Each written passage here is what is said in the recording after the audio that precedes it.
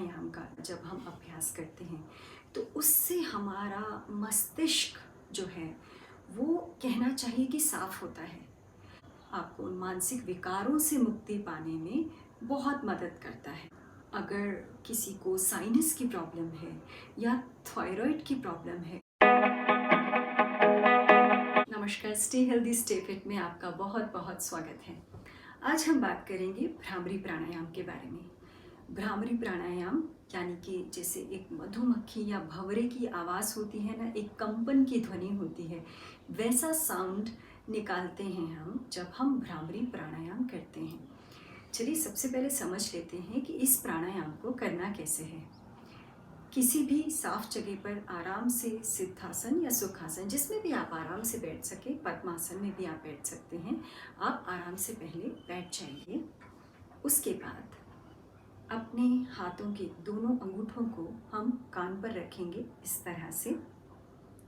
पहली 2 उंगलियों को माथे पर, दूसरी 2 उंगलियों को यहाँ आँखों के पास, आंखें बंद कर लेंगे, और तीसरी जो लास्ट आपकी उंगलियां हैं ये यहाँ पर इस तरह से पोजीशन हो जाएंगी। देख लीजिए कैसे पोजीशन करना है।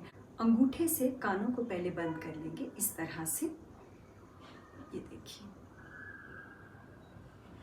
तो इस तरह से पोजीशन लेने के बाद सामान्य गति से सांस अंदर भरिए, मुंह बंद रहना चाहिए। और फिर सांस छोड़ते समय हम एक ध्वनि के साथ सांस छोड़ेंगे। जैसे मधुमक्खी की आवाज़ आती है, ऐसे जूम करते हुए ध्यान से सुनिए, उसी तरह से सांस छोड़ना है। और नाक से ही सांस बाहर निकलेगा, मुंह बंद रखना है इस तरह से।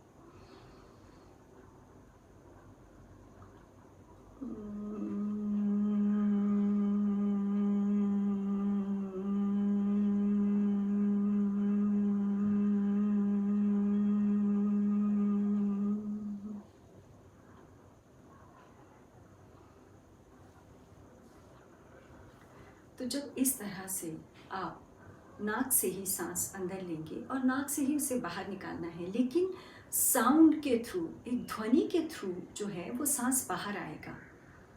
इससे क्या होगा, भ्रामरी प्राणायाम का जब हम अभ्यास करते हैं तो उससे हमारा मस्तिष्क जो है वो कहना चाहिए कि साफ होता है। सभी तरीके के मानसिक विकारों को भ्रामरी प्राणायाम आपको उन मानसिक विकारों से मुक्ति पाने में बहुत मदद करता है। अगर किसी को साइनस की प्रॉब्लम है या थायराइड की प्रॉब्लम है तो भ्रामरी प्राणायाम बहुत ज़्यादा हेल्प करता है उस सिचुएशन में आपको।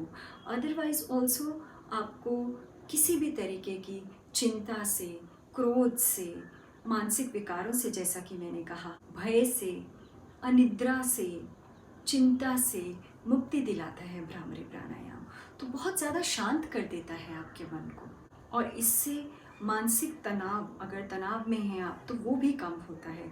स्ट्रेस लेवल कम हो जाता है, आपको एक हल्कापन महसूस होता है, दिमागी तौर पर एक हल्कापन महसूस होता है, और आपकी सोचने समझने की जो शक्ति है वो बढ़ती है, और आपकी सोच पॉजिटिव होती है, आपकी सोचने की शक्ति में सुधार होता है।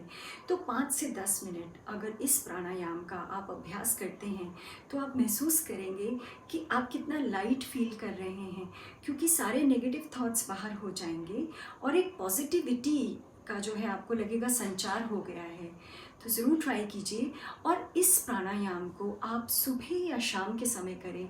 अगर शाम के समय कर रहे हैं, सुबह अगर आप कर रहे हैं तो खाली पेट करेंगे ही, लेकिन अगर शाम के समय भी आप कर रहे हैं तो ध्यान रखें कि आपके जो लास्ट मील आपने लिया है और जब आप प्राणायाम कर रहे हैं उसके बीच में कम से कम 2.5 से 3 घंटे का गैप आपको ज़रूर देना चाहिए। 2 घंटे का गैप तो मिनिमम देना ही चाहिए, पर अगर आप 3 घंटे तक का गैप दे पा रहे हैं तो बहुत अच्छी बात है। लेकिन अगर आपको भ्रामरी प्राणायाम का अभ्यास करने से कानों में दर्द होता है या कानों की कोई समस्या है तो आप भ्रामरी प्राणायाम का अभ्यास अवॉइड कर सकते हैं। अदरवाइज़ ये प्राणायाम सबके लिए बहुत ही लाभकारी है। प्रेग्नेंट लेडीज़ के लिए तो ये एक ब्लेसिंग है, ज़रूर करना चाहिए। बहुत सुकून मिलता है, बहुत आराम मिलता है इसको करने से। लेकिन जैसा कि मैंने कहा, अगर आपको कानों की कोई समस्या है, अगर आप भ्रामरी प्राणायाम का अभ्यास कर रहे हैं और आपको कानों में दर्द हो रहा है, तो आप इसे अवॉइड कर सकते हैं।